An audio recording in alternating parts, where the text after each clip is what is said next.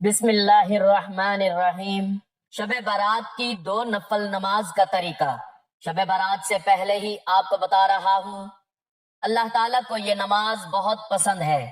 محترم ناظرین، ماہ شعبان اسلامی تقویم کا وہ مبارک مہینہ ہے جو رمضان المبارک کا دروازہ کہلاتا ہے۔ اسی مہینے کی 15ویں رات کو، جسے برصغیر میں عموماً شب برات کہا جاتا ہے، امت مسلمہ میں خاص اہمیت حاصل ہے۔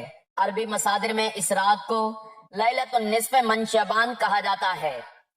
یہ وہ رات ہے جس میں بندہ مومن کو اللہ تعالیٰ کی رحمت، مغفرت اور قرب الہی کی امید کے ساتھ عبادت کی طرف متوجہ ہونے کا ایک خاص موقع ملتا ہے۔ تاریخی طور پر دیکھا جائے تو صحابہ کرام رضی اللہ تعالیٰ عنہم، تابعین رحمت اللہ علیہ اور تبع تابعین رحمت اللہ علیہ کے دور میں اس رات کو عبادت، دعا، استغفار اور نفل نمازوں کے ساتھ زندہ رکھنے کا تصور موجود رہا ہے۔ اگرچہ اس کی کیفیت اور طریقہ کار میں مختلف فقہی آراء پائی جاتی ہیں، امت کے جلیل القدر علماء نے اس رات کو انفرادی عبادت کے لیے موزوں قرار دیا ہے۔ قرآن مجید میں ان مبارک راتوں میں عبادت، توبہ اور رجوع اللہ کو خاص مقام حاصل ہے۔ نمبر 1، اللہ کی رحمت کا نزول۔ سورۃ الزمر میں اللہ تعالیٰ فرماتے ہیں: اے میرے بندو، جنہوں نے اپنی جانوں پر زیادتی کی ہے، اللہ کی رحمت سے نا امید نہ ہو۔ بے شک اللہ تمام گناہوں کو معاف فرمانے والا ہے۔ یہ آیت اس قرآنی اصول کو واضح کرتی ہے کہ اللہ کی رحمت بندوں کی طرف ہمیشہ متوجہ رہتی ہے، خاص طور پر وہ راتیں جن میں بندہ ندامت اور عاجزی کے ساتھ رجوع کرے۔ نمبر 2، رات کی عبادت کی فضیلت۔ سورۃ المزمل میں ارشاد ہے: بے شک رات کا اٹھنا نفس کو زیادہ قابو میں رکھنے والا اور بات کو زیادہ درست کرنے والا ہے۔ یہ آیت اس بات کی بنیاد فراہم کرتی ہے کہ رات کی عبادت، خصوصاً نفل نماز، بندے کے دل کو پاک اور نیت کو مضبوط کرتی ہے۔ نمبر 3، استغفار کرنے والوں کی تعریف۔ سورۃ آل عمران میں اللہ تعالیٰ نیک بندوں کی صفات بیان کرتے ہوئے فرماتے ہیں: اور وہ لوگ جو راتوں کے آخری حصے میں استغفار کرتے ہیں، یہ وصف شب برات جیسی راتوں میں خاص طور پر قابل توجہ بن جاتا ہے۔ نمبر 4، فیصلوں والی رات کا تصور۔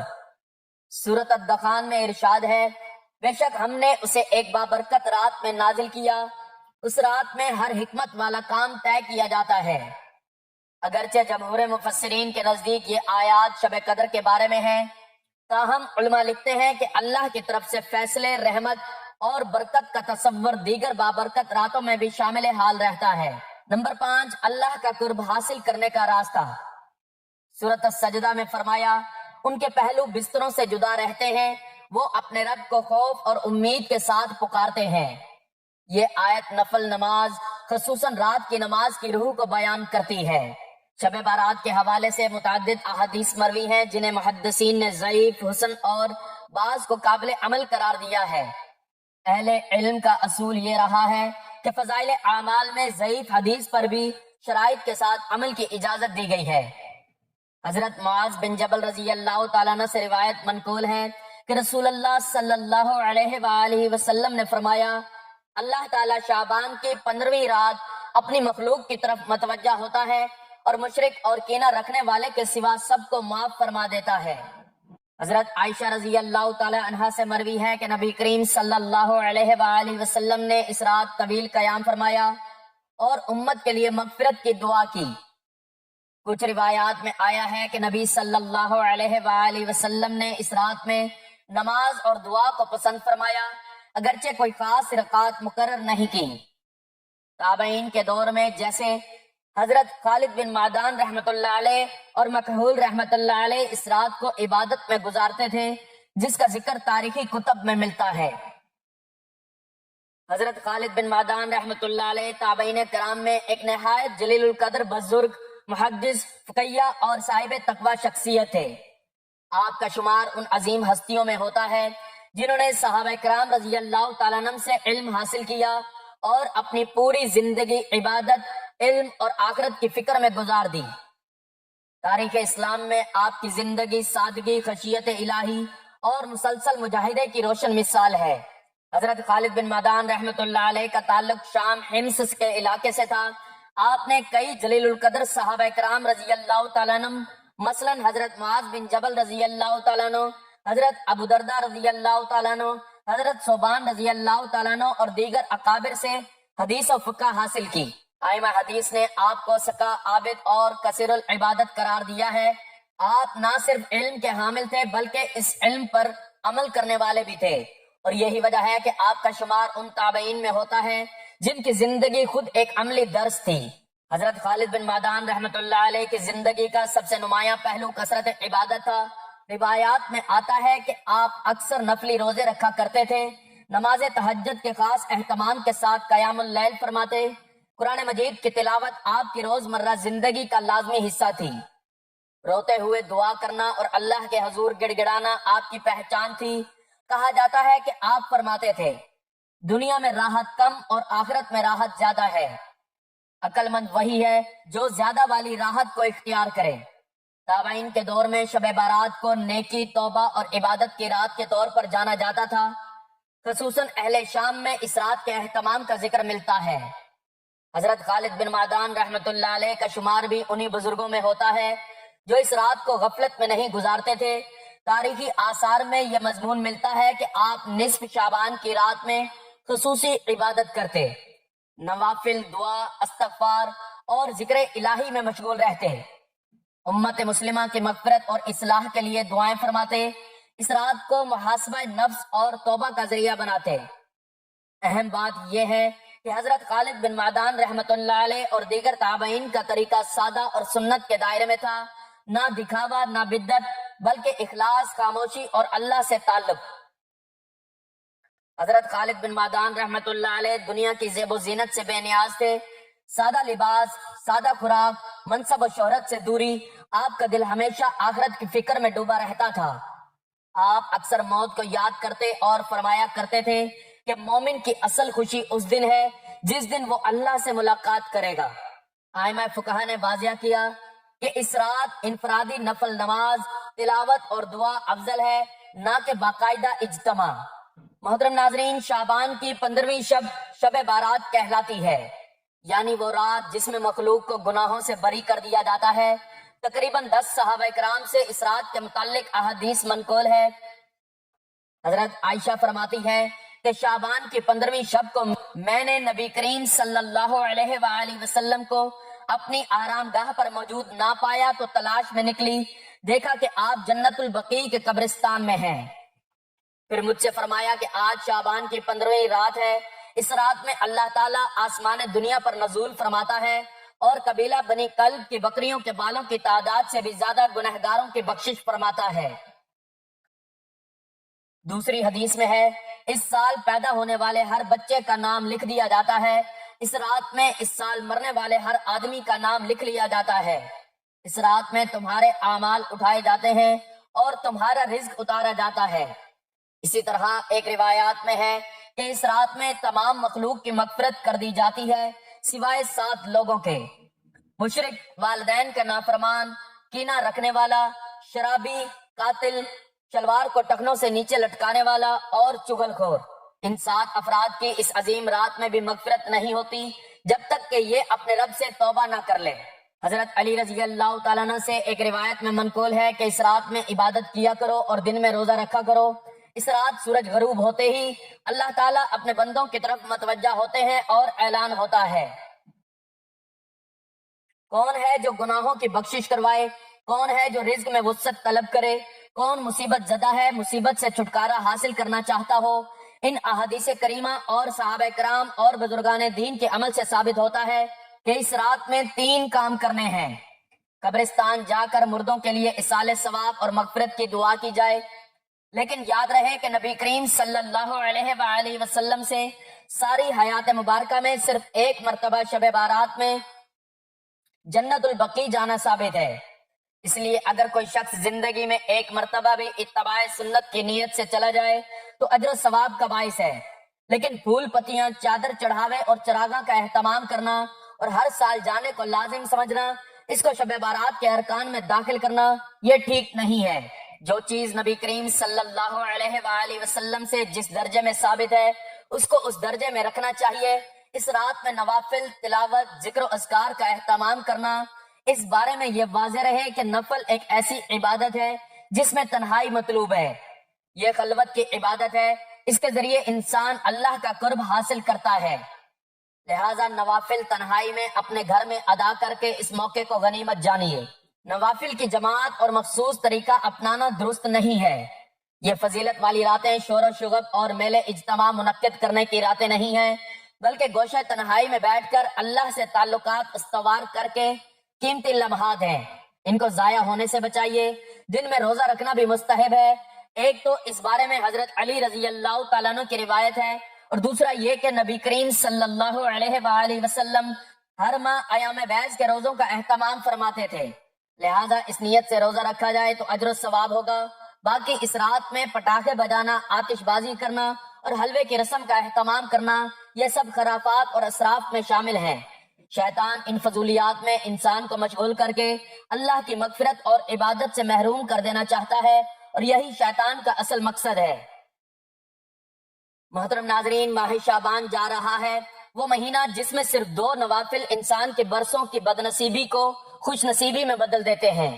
اگر زندگی میں رکاوٹیں ہیں، رزق بند ہے، دل بے چین ہے، تو شب بارات کی رات یہ 2 نوافل آپ کی تقدیر کا رخ بدل سکتے ہیں۔ سن لیجئے، شب بارات کی رات ادا کیے جانے والے یہ 2 نوافل اللہ کے دربار میں ایسی قبولیت پاتے ہیں کہ قسمت جاگ اٹھتی ہے۔ کیا آپ جانتے ہیں شب بارات کی رات یہ 2 نوافل بدنصیبی کے تالے توڑ کر رحمت کے دروازے کھول دیتے ہیں؟ یہ عام نوافل نہیں، یہ وہ نوافل ہیں جو ٹوٹے نصیبوں کو جوڑ دیتے ہیں اور مایوسی کو امید میں بدل دیتے ہیں۔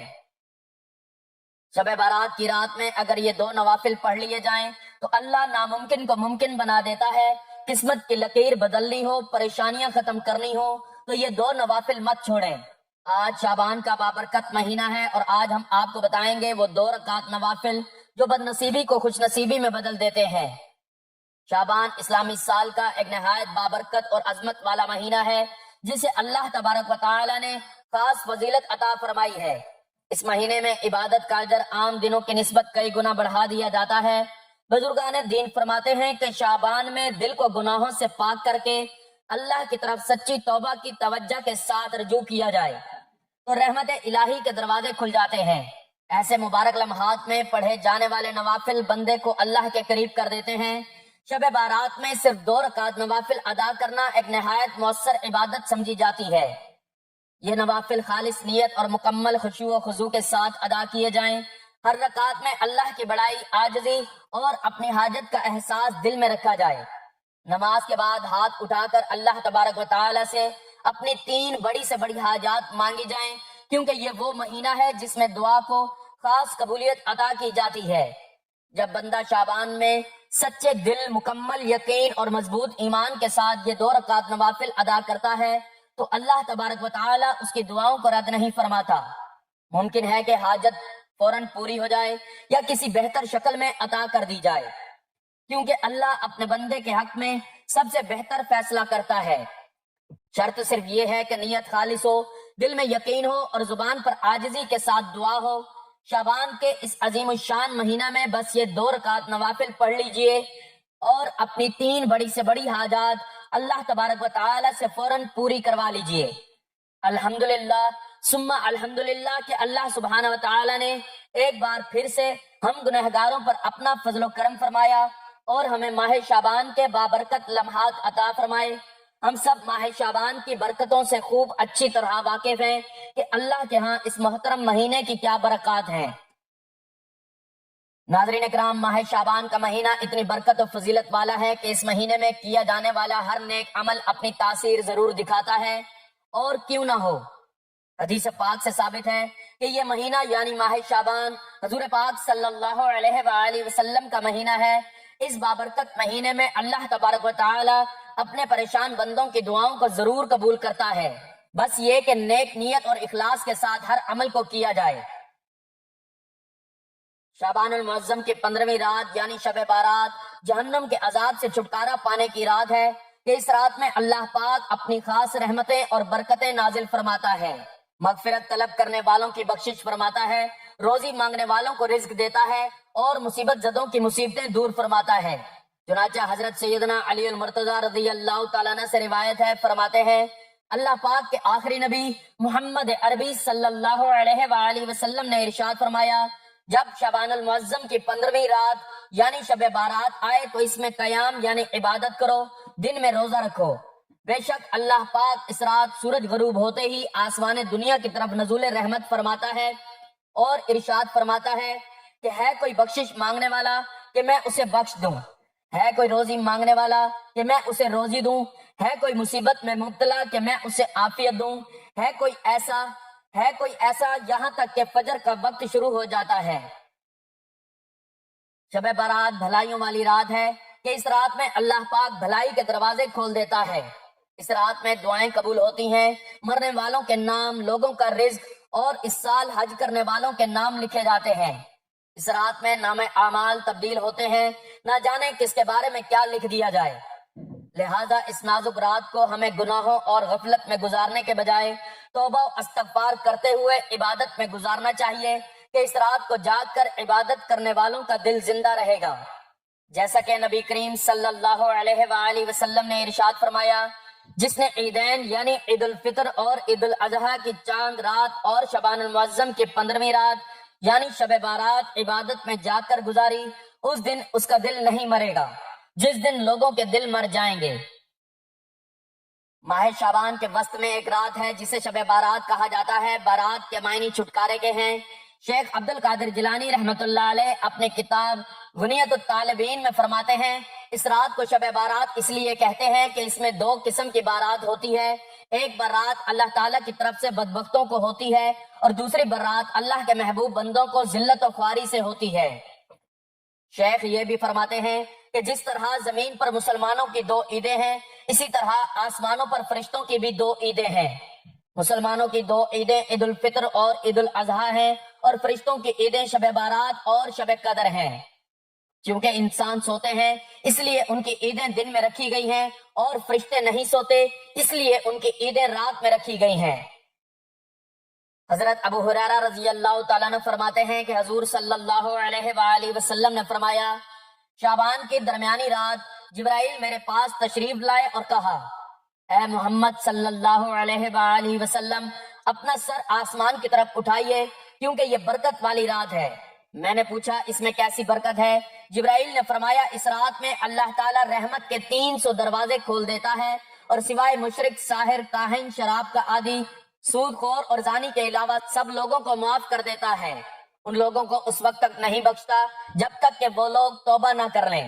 بعض روایات میں رشتہ توڑنے والا، ٹخنوں سے نیچے پاجامہ لٹکانے والا، والدین کی نافرمانی کرنے والا اور عراف یعنی طبلہ بجانے والا بھی آیا ہے، یعنی اس رات ان کی بھی مغفرت نہیں ہوگی۔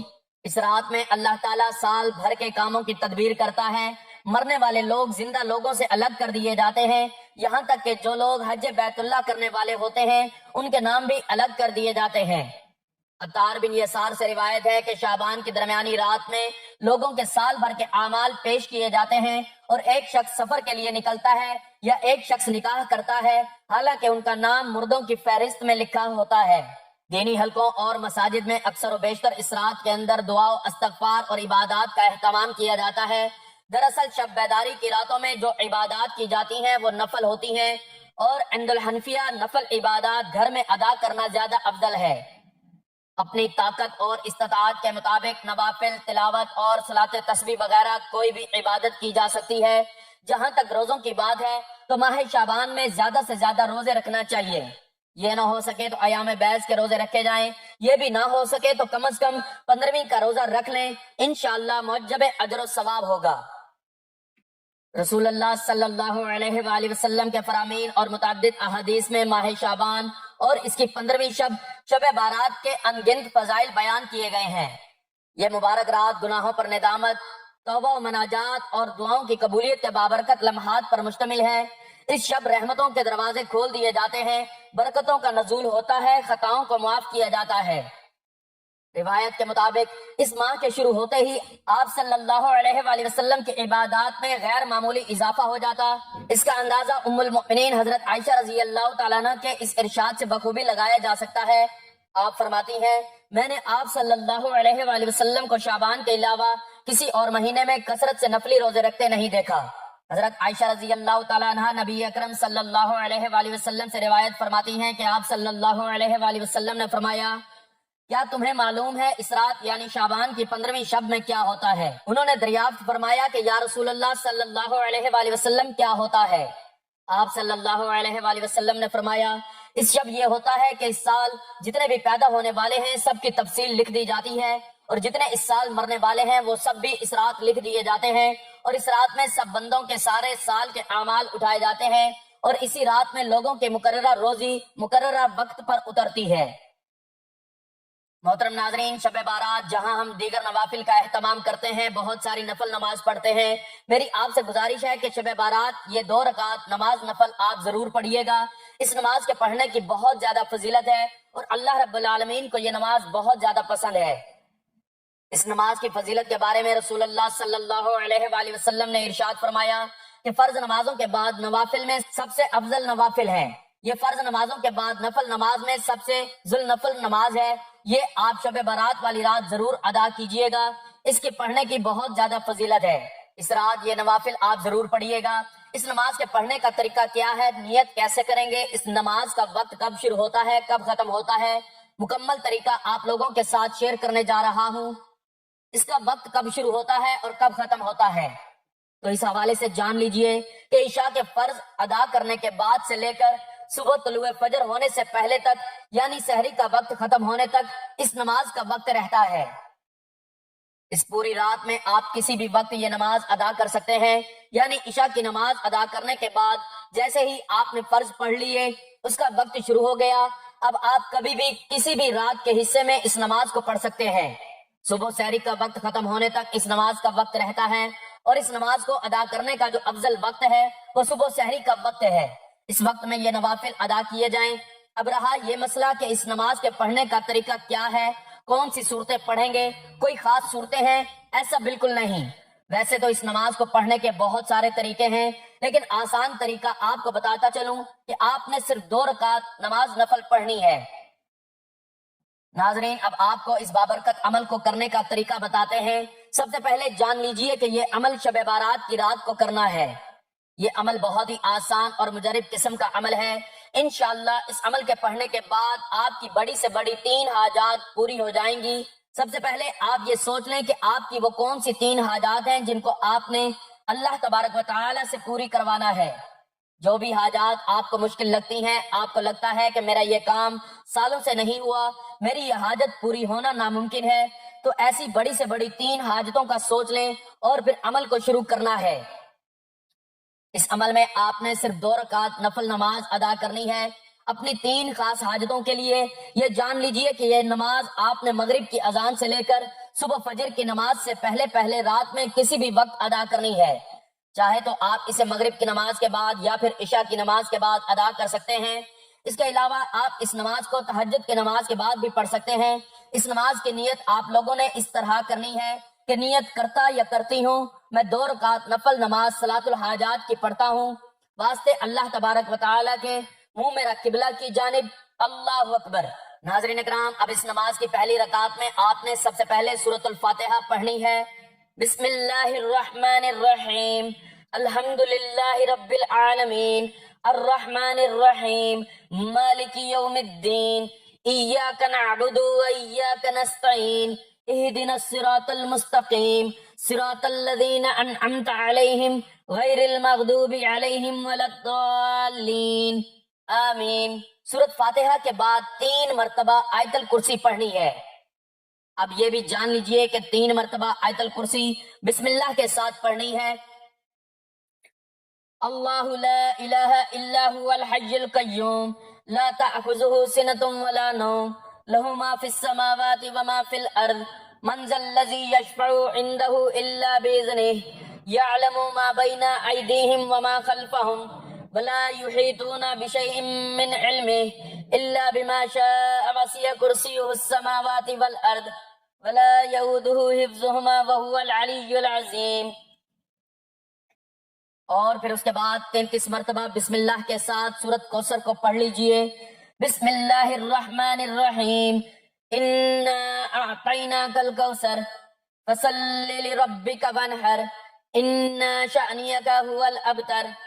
फिर आपने रुकू करना है और मुकम्मल खुशू के साथ सजदे करने हैं, और फिर दूसरी रकात में भी आपने इसी तरतीब से सबसे पहले सूरत फातिहा पढ़ लेनी है, उसके बाद 3 मरतबा आयतल कुर्सी और 33 मरतबा सूरतुल कौसर पढ़नी है।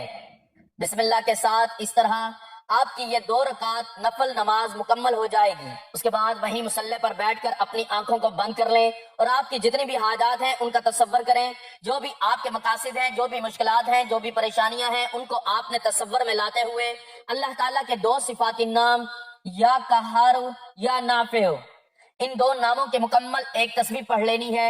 उसके बाद आंखें खोलकर दोनों हाथ बुलंद कर लेने हैं और सच्चे दिल और कामिल यकीन के साथ अल्लाह तबारक व तआला से दुआ मांगना शुरू करनी है। आपकी जो भी ख्वाहिशात हो, जो भी हाजात हो, आपने रोते हुए, तड़पते हुए, सिसकते हुए, अपने गुनाहों पर शर्मिंदा होते हुए, सच्ची तौबा करते हुए अल्लाह ताला से मांगना है। इंशाअल्लाह अल्लाह तबारक व तआला आपके लिए रिज्क और दौलत के दरवाजे खोल देगा। आपकी बड़ी से बड़ी हाजात जल्द अज जल्द कबूल हो जाएंगी। ये बहुत ही अफजल तरीन नमाज है, क्योंकि ये नमाज अल्लाह ताला की पसंदीदा नमाज है, जिसे पढ़ने से इंसान अल्लाह तबारक व तआला के करीब हो जाता है, उसकी मदद और रहनुमाई मिलती है। यह नमाज इंसान को अल्लाह की तरफ मतवज्जा करने का एक बेहतरीन जरिया है। हजरत उस्मान बिन हनीफ रजी अल्लाह तआला अन्हु से रिवायत है कि जो शख्स किसी हाजत या मुश्किल में मुब्तला हो, वो 2 रकात नफल नमाज पढ़े, फिर अल्लाह का जिक्र करे और दुआ करे, तो अल्लाह तबारक व तआला उसकी हाजत पूरी कर देता है। नमाज दिल में सुकून और इत्मीनान पैदा करती है और इंसान के दिल की परेशानी और इज़्तिराब को दूर करती है। नाज़रीन, ये अमल इंतहाई बाबरकत अमल है, इसको जरूर कीजिए। इंशाअल्लाह इस अमल की बरकत से अल्लाह तबारक व तआला रिज़्क और दौलत की बारिश कर देगा और आपके घर को अपनी रहमतों और बरकतों से भर देगा। आपको तमाम शैतानी वार, जादू, जिन्नात और आसेद से महफूज करेगा और आप पर अपनी रहमतों को बरसा देगा इंशाअल्लाह अज़्ज़ा वजल। अल्लाह तबारक व तआला से दुआ है कि या अल्लाह, इस बाबरकत माह के सदके इन 2 नवाफिल को अपनी बारगाह में शर्फ कबूलियत अता फरमाए। ऐ रब्बे करीम, जिंदगियों में जितनी बदनसीबी, रुकावटें और परेशानियां हैं, सबको अपनी रहमत से खुश नसीबी और आसानी और सुकून में बदल दे। या अल्लाह, जो दरवाजे बंद दिखाई देते हैं उन्हें अपने फजल से खोल दे और जो उम्मीदें टूट चुकी हैं उन्हें फिर से जिंदा फरमा। ऐ मालिक, हमारे रिज्क में बरकत, हमारे नसीब में रोशनी और हमारे दिलों में अपना खौफ और यकीन अता फरमा। या रब्बल आलमीन, हमें इस माह की रहमतें, शब बारात की मगफिरत और रमजान की बरकतें नसीब फरमा। ऐ अल्लाह, हमें अपने कर्ब, अपनी रजा और अपनी खास रहमत के साए में हमेशा रख। आमीन या रब्बल आलमीन। दुआ है कि अल्लाह ताला नेकी की बात को सुनने, समझने और उस पर अमल करने की ताकत और तौफीक अता फरमाए। आमीन या रब्बल आलमीन। नाज़रीन, आखिर में आपसे गुजारिश है कि अल्लाह ताला के 99 नामों में से कोई एक नाम लिखकर कमेंट्स में जरूर शेयर करें। अल्लाह ताला हम सब का हामी और नासिर हो। आमीन। जज़ाकल्लाह।